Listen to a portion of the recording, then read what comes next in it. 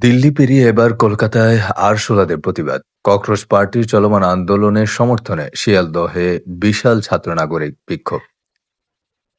শিয়ালদহ স্টেশনের বাইরে বিশাল জনসমাবেশ, হাতে প্ল্যাকার্ড, ককরোচ পার্টির প্রতীক এবং ব্যানার নিয়ে স্লোগান দিচ্ছে ছাত্র জনতা ও সাধারণ মানুষ।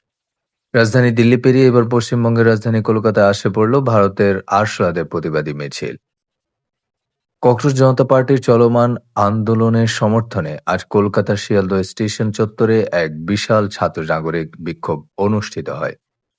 সামাজিক অবহেলা, প্রশ্নপত্র পাস, সামাজিক অসাম্য, অবহেলা ও অধিকার হরণের বিরুদ্ধে প্রতীকী এই আরশোলা আন্দোলন এখন দেশ জুড়ে ছড়িয়ে পড়ছে।